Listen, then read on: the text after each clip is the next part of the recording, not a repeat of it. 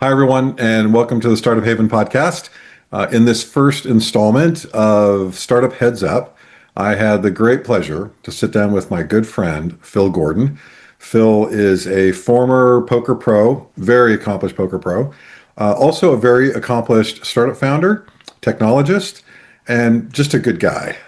We played for real money and talked about life and startups and the game of poker. And one of us walked away with some money, and I'll let you guess who that was. I hope you enjoy it. $100 buy-in. Okay. And reload when you need to. We'll try to play for a good conversation length, 20, 30 minutes. If we get to either one of us loses $500, then that person calls uncle. Okay. And so that's what we're going to do. All right, so Phil, how long have we known each other? A couple of years now.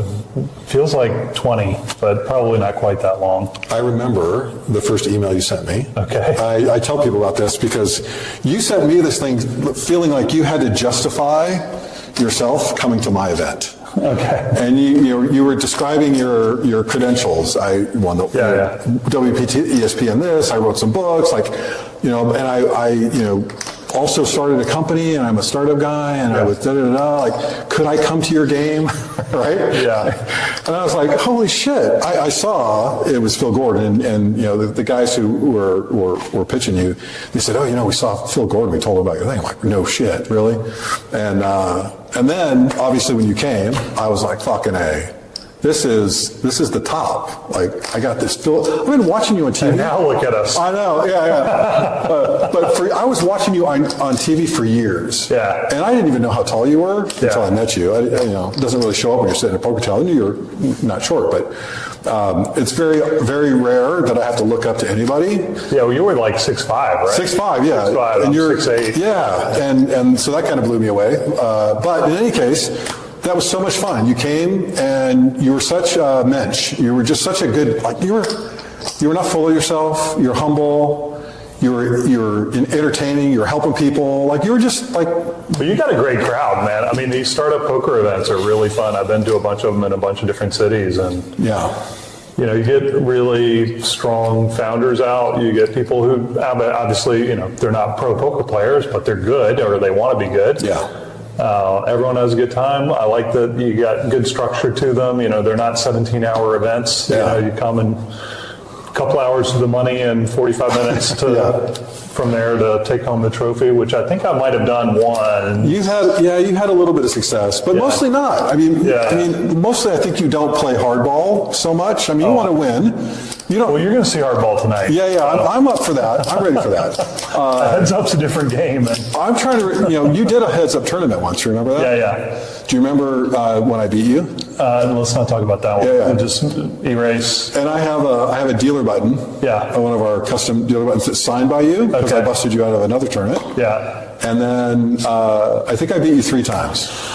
You're sounding like my kids who have started to play poker now, and that's a scary thought. Yeah. Like Phil Gore, like my daughter, one of my daughters, I'm teaching her. So what? Like Bob's teaching her daughter how to play poker. Yeah. Phil Gordon teaching his kids how to play poker? So here's the thing. I'm trying to teach them, and I have written 4 books. They haven't read any of the books, which is, Do they need to? They have the author. Well, we have been playing since they were real small, right? 17 and 15 now, which also seems insane.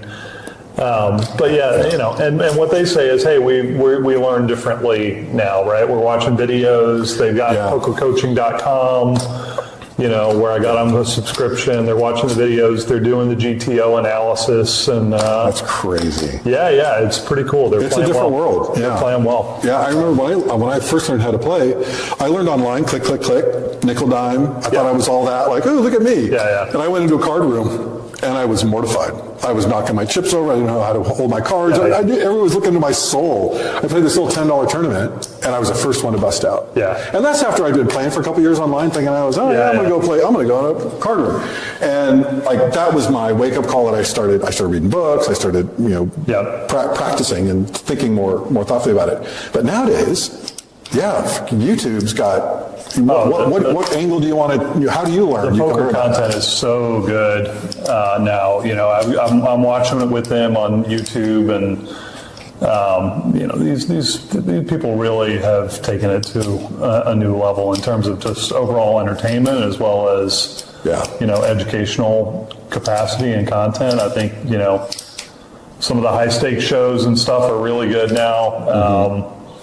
It feels like poker's in its resurgence, right? Especially the last couple of years. It definitely took a dip there after 2011 and all the tragedy there, but it feels like World Series is setting records. Yeah, it's like 11,000 or something. Something crazy. Big prize pools, lots of good TV. Lots of good I was thinking about playing. content. I've always wanted to play in the World Series. Yeah. And I thought it was going to, it's next month, the main event, right? I was like, oh, maybe I should play. And maybe you should. I should, but I just don't feel like I have enough time to prepare. So what I'm going to do is I'm going to pick on you for the next year. You're going to help me prepare. Okay. And I'll give you a little piece for helping me prepare. All right. And we're going to have fun with it. So we're going to do a whole Startup Haven, I'll pick your brain on some other ideas about that, but it should be super fun. But yeah, I just think that, poker, totally different now. And what I'm trying to figure out is, because when I learned, I noticed in the first few years I was playing, because I was a founder, and I thought, shit, the kinds of things, the decisions I have to make in poker are so similar to the decision I have to make. Yeah.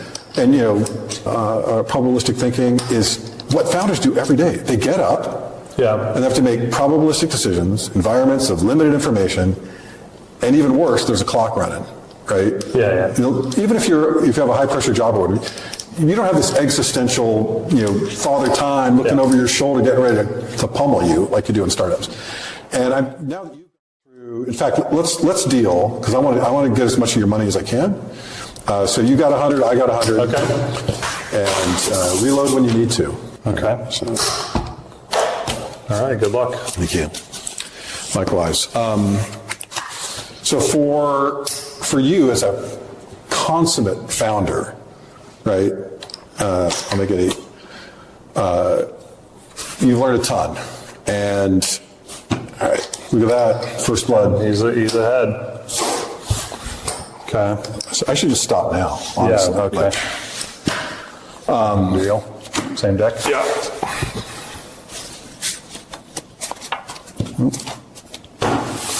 So how did you already had this poker mind when you started your first company? So I've done 5 startups, and the first. Go ahead. The first was early 90s, and we did network management software. And I played a lot of poker, but not professionally or anything, like card rooms, playing mostly limit poker back then. I'll check. Check's good. And wow, that's a very beefy. Lord, no, I can't call that. Okay. You know that. But so I think These are made. back then we were playing mostly limit poker, but I really enjoyed it. And that one went really well. We started in 1993, 1997. We sold to Cisco for almost $100 million, which was real money back in 1990. Back in the early 90s. That's right? table stakes now, but yeah. So that was kind of my first startup education, and I was the engineer that they locked in the back room.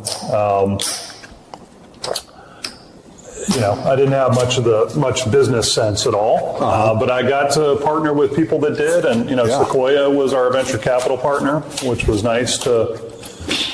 You could do worse. Yeah. But it was, the startup ecosystem back then was very different, I think, than it is today.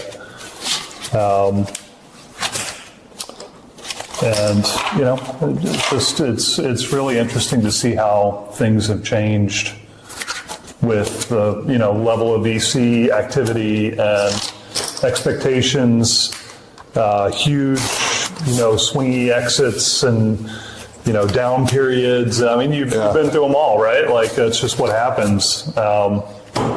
in today's startup ecosystem, right? It's just one thing after another. And are you folding? Yep.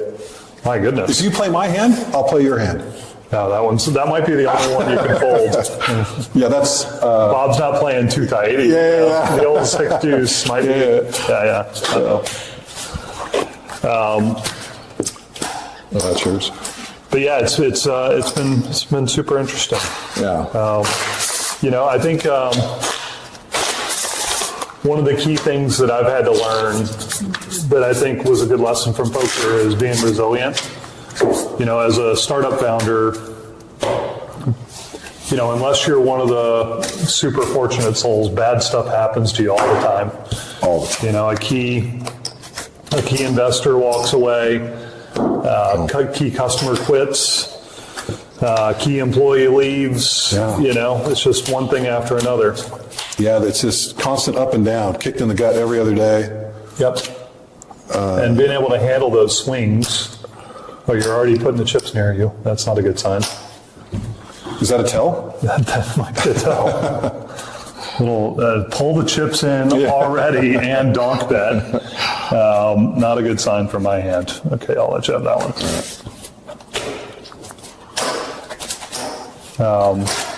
Bad stuff happens to you all the time, right? Yeah. And, there are a lot of people that take adversity and don't do well with it, but those, if you don't last long at all as a poker player if you're not good at handling bad beats, right? Yeah, it's part of it. It's going to happen for sure. But, you got to be able to handle the bad beats in the startup ecosystem too. Yeah. Well, it's funny, resilience, I'm curious what you think about this. So, I can't play that. Okay. It's about the same as that other hand. We'll just cast those aside. Resilience is so necessary and so insufficient. It doesn't make your startup better. It makes you last long enough to have enough time over target that maybe you're going to hit something. But there's nothing about it that makes you a better founder. Right. You can, you'll last longer making really terrible decisions, maybe, and chasing, something. Well, staying alive is half the battle in startups, right? I'm first, right? Yeah. Oops. This is such a big bet. I know, it's such a good hand. And there's only 8 in the pot, and you're betting 12. Overbet, my friend. Why would somebody overbet? Help me out with this. You might have a weak hand or you're trying to protect. Would I think that you think that? Yeah, but okay. Check. Okay. Everybody Also- loves to see an ace king I'll hit also hit the check. board. Okay, I'll go 20.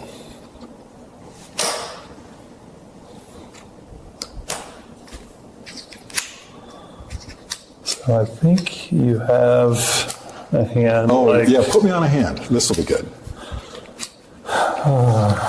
Well, I'm hoping that you have a hand I can beat. This feels like a busted diamond draw to me.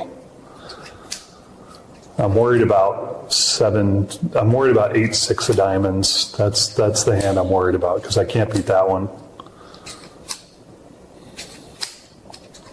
But this feels like I'm going to bet big with my diamond draw on the flop kind of thing. I don't think you have a king.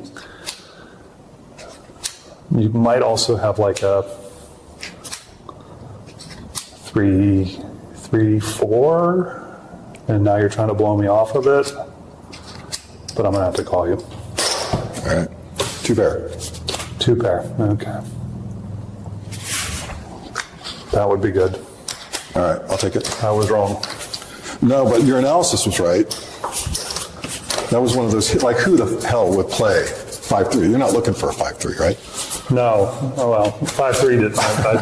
I'm surprised you bet so big with 2 pair. But I'm glad you did. Yeah, me too. Okay. Yeah, so resilience and passion and all determination and all these things, I get it. you got to have them, but you know, I've seen so many startups, like that's there, and they still get kicked in the gut every other day, and Yeah. they still end up making, you know, decisions. And I really, you know, I think if I've seen anything, and it's so true, whoa, wait, what? It's so true in startups and poker. Like poker is pure decision making. Yep. Like I try to tell Startup Haven members, and they come like, look, you only have one job. Figure out how to make good decisions. That's it. And play against people who make fewer good decisions, and you'll do okay. And in startups, it feels the same. Like, learn how to make good decisions. That's going to help you a lot. Yeah, I mean, I'm going to call you. maybe. Okay. I mean, what else can you do? Like, Hire really well and let them make good decisions. well, that would be a good decision to make, to hire well, right? Yeah.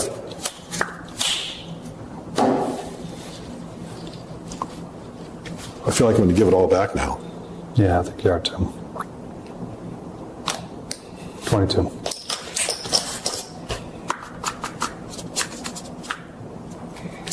You didn't raise with any of these cards in your hand, unless you had like a pair of eights. There's no draw that you have. So you have something, you have overcards, and they're either connected or they're paired. Maybe ace eight, ace five, maybe. But that's it. So I think I'm still alive. So Oh, you're I'm not going to gonna call all it. in? No, I'm just going to call. Probably a bad decision. I thought you were going to go all in. Okay. Call. Okay. You had 10-8 this time? 10 king. 10 queen? No. Threes. All right. Okay. 3 on the river. 3 on the river. Could happen. Okay. Nice catch. Yeah, that was a good catch. Okay. Give me 100 out of that. That was fast. That was sick turn. All right, so we'll do, these are hundreds. Here, I've got 10, 20. That's 25. 25, And 50. 75, 75. and 100. Okay, you want some 100, more yeah, cards? that's good. Okay. Well, that was exciting. That was exciting, yes. 10 on the turn, huh? No Yeah. waiting. No waiting for the river. Yeah. So, So now we have to practice our resilience that's right. and not go on super tilt. Yeah, and I'm here to tell you, that's not enough. Yeah, and actually, case in point, what resilience will make you do is play against me even longer and lose even more. Okay. Well, I like the way you think. Call.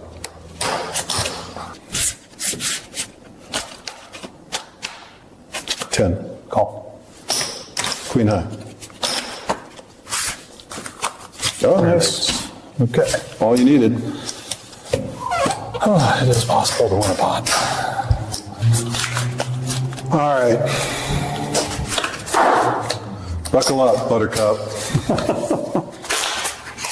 All right, I'm going to go 12. Wow, really? Yeah. I want those two. That's so much. Okay, you can have them. All right. Win column. 12 seems like a lot then, Bob. Yeah. Yeah. What would I have if I bet 12? I don't know. I was hoping you caught something. You run a seed fund. You're supposed to put a little in, Yeah. see if there's something there, and then back up the truck. Not back up the truck right away. Well, yeah, but I don't reserve capital, so I'm one and done. Yeah. All right, let's see what. That's a raise. Yep. I'll call that. Check. Okay. What am I thinking? That you're thinking if you're going to try to bluff or not. No, I don't bluff. 15.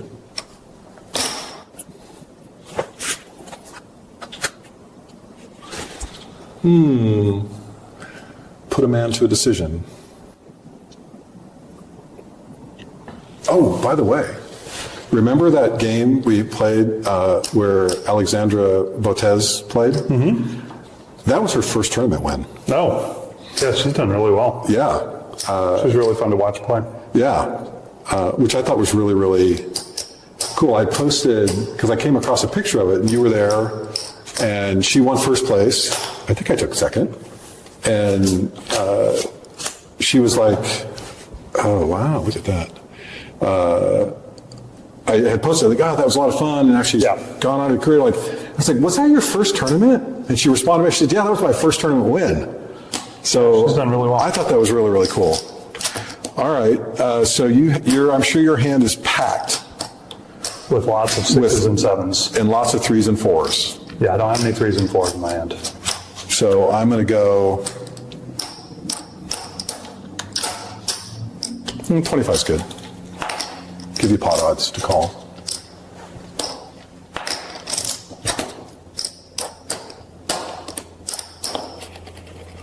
Okay. I got a 5. God, man. I know. It's insane, isn't it?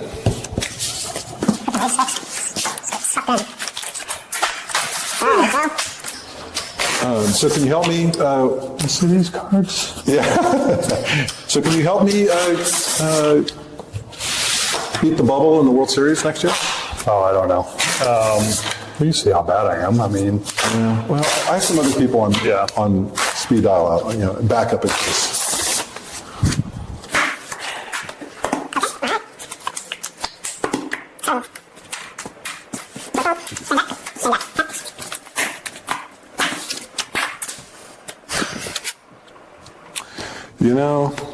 I'll give you action. thanks. Okay. Let's see what I catch. I'll go 15. I'll let you have that one too. You're so kind. See what he does? He's such a gentleman. He's not going to fleece me too early.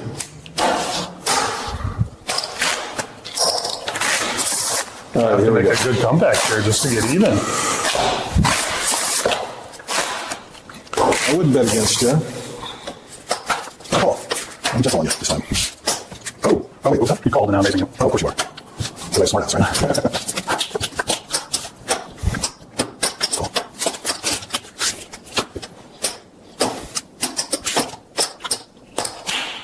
I'll go 30. I think my heart's bigger than yours. I'm all in. All right. 24 more. I have a straight currently. Oh, for God's sake. All right. And a queen of hearts. I need an 8 or a jack. Okay. Here comes a tilt. Oh, come on, baby. Oh, it didn't quite go. Board paired, but Yeah, but thankfully not the right one. way. Yeah. See, that's how you do it. That was a good hand. Yeah. Thank you. All right. On the comeback trail. Yep. One more hand left, too. Yeah. So do you still work with startups, like advising and such, like you used to? You know, as our company has grown, the time for that has passed. Yeah. You got to prioritize, right? Oh, totally, yeah. And with 2 kids and, and a lot of other interests, there's not enough time to do everything. Yeah. What's been the kick in the gut for you most recently? De-identified, of course. Yeah. I think, our business is very cyclical. So we sell communication software for political campaigns. And we had grand plans for the Canadian election that didn't come through for one reason or another. Yeah, so, okay, you can have that one. All right. Let's just put those over there, those 2 cards over there, and we can. Got it. So, stuff happens, right? Was it, would you think that, consider that like a big customer, key customer? Oh, yeah, huge. Yeah. But, the snap election got called in Canada at a weird time, especially with the stuff going on in the United States and the 51st state stuff, and, Yeah. and it kind of just threw everything sideways. And so, sometimes, even with the best intentions and all the projections you can do, stuff happens that you can't really control. Yeah, that's right. And and that's a story all this time, right? So big customer, they have no sense of urgency, or like they mean so much more to you than you do to them in most cases. Yeah. And they're prone to reorgs and shifting. Like your advocate, you got moved to a different department, got promoted into something, who knows what. Yeah. You spent 9 months trying to get something going, and you're like, yeah, we're so close. That's happened so much. It's brutal. Your dealer, right? I think those are ready. Yeah, it's so hard. And I remember when I was early founder too, we get so excited, we're talking to Microsoft, we're talking to Walmart. That's like almost the worst thing that could ever happen to you. Yeah, and I remember like advisors and investors back then saying, yeah, but don't count that till it's Those hatched. big companies, they look like they're going to be your home run and your savior, and they hijack your roadmap. It always takes them 10 times longer than you anticipated for go-to-market activity. Yeah. They don't really care. Yeah. And you're subject to the whim of whatever executive happened to be sponsoring your deal. Yeah. And it very rarely leads to anything good. Yeah, Yeah. very rarely. Yeah, when Occasionally it will. Yeah. Which is why everyone still has to do the deal. Yeah. Boy, if I'd have known that, I could have not wasted 2, 3, 4 years of this current startup. Yeah. I literally wasted 4 years chasing the big behemoth. Isn't that the thing? Time, your fucking time. Yeah. It's not when I see a startup post like, we're shutting it down, but it's a humbling experience. Love working with people, and the postmortem says, they ran out of money. Yeah. But I think if you ran out of money, you ran out of time. If you ever had money and you ran out of money, it's because you didn't get where you needed to get to in time. Because you needed to get to some milestone that would have made the next maybe. investors. Yeah. But what's the alternative? Not relying on investors. That's a good strategy if you can do that. Yeah. I mean, I know you're tuned to it because, you run a fund and that's how it all works for you. But, I think there's a new way of doing, this new bootstrap thing has a lot going for it. Raise 1 round. Well, and you can go a long way with AI now. I mean, everything's, product development's been really cheap for a while, but man, AI It's really cheap now. Yeah, it's almost free. It's negligible. That's been such a huge change for us in the last 6-9 months. Is just the way you think about software development has changed. We don't do a lot of production code with AI. Some, but we do a hell of a lot of validation and prototyping, and get it all the way so that it looks and feels exactly like what you want it to look like in production. But then you got to be really careful if you're doing mission critical kind of applications to take that AI code and just deploy it. You don't want to do that, at least not yet. Maybe in a few years. Yeah, I think that's something that some developers are going to be the first ones to get out of a job. Yeah, maybe. Yeah. 5 more. All right. Any of that? There's a lot of possibilities there. Yep. Okay. Good check. Why would you check? I'm scared of you, Bob. No. I think you hit that flop. Well, I'll find out who's 20. Okay. I learned nothing from that. 32.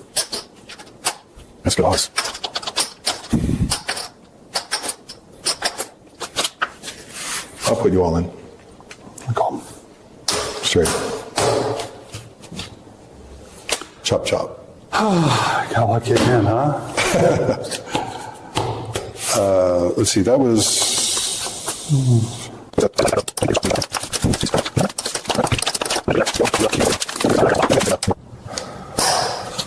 So you've been at this a long time, man. Yeah. I remember your first company, and you were.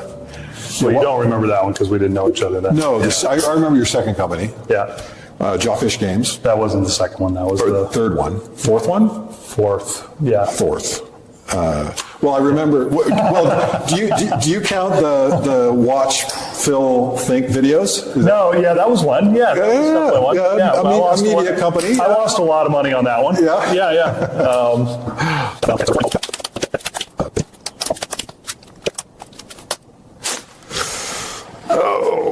Well, I think the only thing you can have is a 9.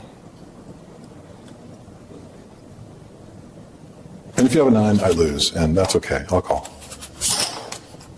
Oh, look at you, fancy pants. I win? I had a pocket parrot, not big enough to be Okay. that pair, but big enough to lose me some chips. Ooh. On the comeback trail. Yep. Now, I expect this not to be like even money at the end. No, I hope not. That would be a disaster for me. Yeah, you got some face saving to do here, my friend. I'm a schmuck. No. You're WPT champion. You miss that? No. No? I mean, a little watching some of the guys that I used to play with, still going strong, and Yeah. it's fun to watch. But yeah, I don't miss it too much. Yeah. Yeah, when I first started, I thought I'd want to play more, but it's a grind. Yep. I'll go 15.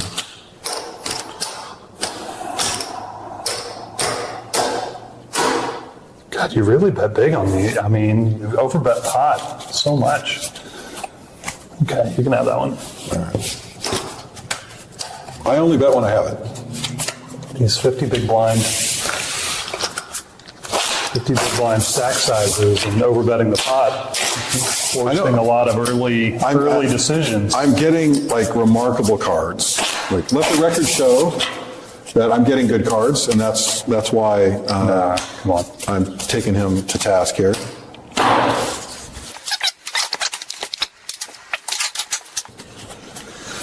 All right. How do you think Seattle's changed over the course of the last 10 years in terms of startup ecosystem?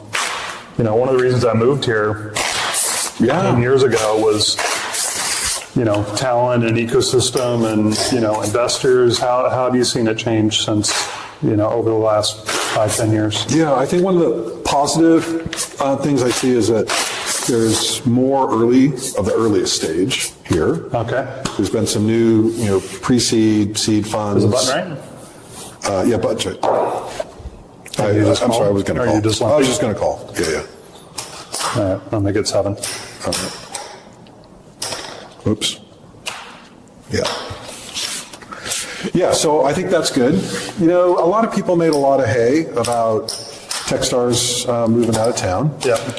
And I spent a lot of time with Techstars, and I felt bad. I hated to see it, but I think that Aviel stepped up, and others stepped up. I don't think we missed a beat, Yeah. despite the loss. What I'm trying to figure out is, are we better? And I don't know if that's true or not, but I don't think we lost a beat, honestly. I think. But there still isn't that super hyper aggressive big fund here, Yeah, there never really has been, though. Right. Yeah. I mean, there isn't, and there has never been. Yeah.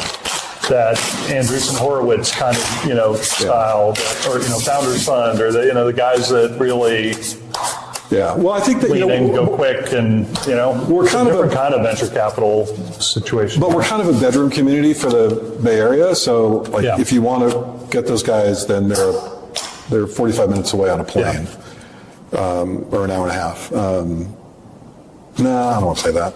Okay.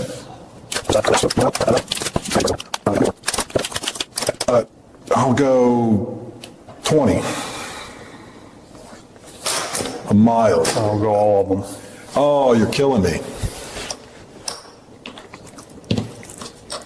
Well, what do you do that with that I need to worry about? So you do that with a pocket pair. So can I beat trips? No, I can't beat trips right now. But I got outs. And you might just feel like it's time for you to get aggressive. And for that reason, I'll call. Okay. Okay. Pretty fair battle here. We've Yeah. got a flush draw and a pair versus top pair. Yeah. All right. Boy, when I'm, And you want to run it once, or you want to run it twice? I'll do it twice. Okay, we'll run it twice. When I've got a flush draw, it feels like it never comes. Oh, I know. And when somebody else has got it, it comes all the time. So hold on. What was the pre-flop we did?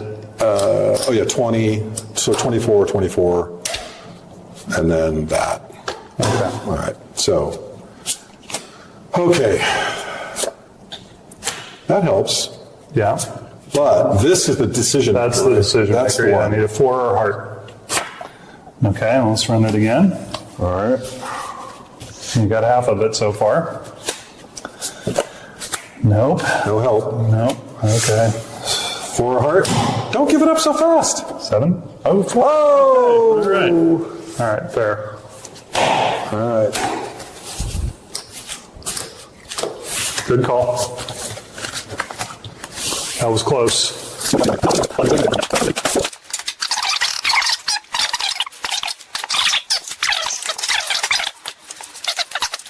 Yeah, well, there's certainly no lack of talent here in Seattle, but it does feel, at least from some of the folks that I talked to, it's a little harder to raise money. Yeah, it is. And, now that I'm an investor, I have a different take on that because I see the companies and, I see them early because I invest very, very early. I'm usually the first investor. Certainly the first What are we institutional doing here? investor. Are we playing 7 stud now? Oh, what'd I do? You dealt the flop. Oh, but I got a pair of 10, so I win. Yeah, pretty much. All right, I'll put those on the bottom. All right, here we go. This is for real.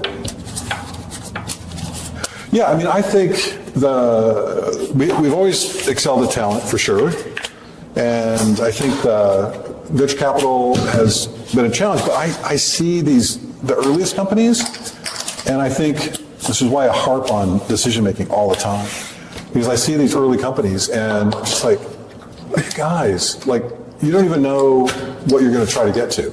So you're going to raise money, you're going to tell me it's just going to be big. That's what a lot of the pitches amount to, is it's going to be big. Don't you see it's going to be big? Yeah. I see it can be big. I want to know how you get from here to there. I see the there is clear. Yeah. How do you get from here to there? Because 95% of startups fail. Yeah. Mostly, those earliest, that's what I see. Like, you got to have a cogent story Okay. about how you're going to get to the milestone that's going to help you raise an extra. And you're not raising for 2 years, you're raising for 6 months. If it's your first round and you're raising $3 million for your first round, unless you're doing some really big, hard, deep tech, big, long med device, whatever, like get to a milestone and then raise. Sure. Right? And so I see these companies, I think, you guys don't have the formula. The formula is, where do you need to be next? I'm going to give you some money. I'm going to give you that money because I think you can get somewhere that will enable your next round of funding. Pre-seed, that's the reason the pre-seed investors fail so much is the companies can't raise the next round. Yeah. So I care about a lot of stuff. I don't care about some other stuff. But if I can't see line of sight to a cogent story where you are able to raise more money, I can't invest in you. And that's what I want founders to do. Yeah. Like, tell me the milestone you're going to reach with my money. And that tells you actually how much you should raise, right, from what Yeah, kinds of yeah. investors. And I just wish they would do that more. That's my bone to pick, if you will. Where are we at? I checked. You checked. I'll bet 8. Okay, you can have it. All right. Yeah, I don't want to be on that ABCDE train though, personally. Yeah, I mean, it's a blessing not to have to be. The best outcomes are not the ones where the founders would dilute it down to 20% and it's, hopefully it's a big deal. Like, the ones who can, take a little capital or bootstrap it and not have to raise, that's great too, but it's really hard to build big things. Yeah. Without taking some capital, Yeah. So I'm just going to call.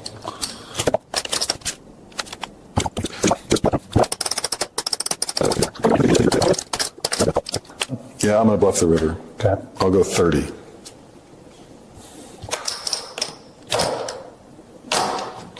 Okay. Yeah. You got it. Yeah. Finally, win a decent sized pot from Bob Crimmins. I don't know. Yeah, I got to figure out how to outsmart you. All my tactics. Well, he just took all my chips. Oh. Wait, was that all yours? Yeah, no, all that was all in the Jesus. pot. Yeah, Jesus, that was we're bad. almost back to even. That was bad for me. We're almost back to even. Yeah, what the hell? All right. I'd love to know what you had there. That stone cold pure bluff, or did you catch a pair on the turn? I didn't look at my hand, so I had to rewind myself. And Yeah, so, it's hard for me to fold a 9 when you had looked pre-flop. yeah. All right, so, I was playing in a card room with my. all right. So, I'm gonna go, Playing in a card room with my friend Dave, who you know. yeah. Who's now a very successful guy in your industry. Yeah. And I'm not going to say last names to protect him, but Yeah. back in the day, we were in Vegas for a guy's trip, and he started raising and playing every hand blind. And the table, and he's one of the luckiest guys I've ever met in my lifetime. And he just kept winning pot after pot after pot. And the players at the table started complaining, hey, he's not looking at his cards. He can't do that. The foreman came over and said, I'm sorry, sir, but you have to look at your cards. You're not allowed to raise blind. Seriously? Is that a thing? Like in the early 90s, maybe, playing interesting. limit poker, yeah. Oh, yeah. And he's like, what do you mean I have to look at my cards? Yeah. Anyway, it was really That's funny. Yeah. highly entertaining. Did I look? Oh, yeah, I did look. Yeah. It's Yeah, 8. that one. All right.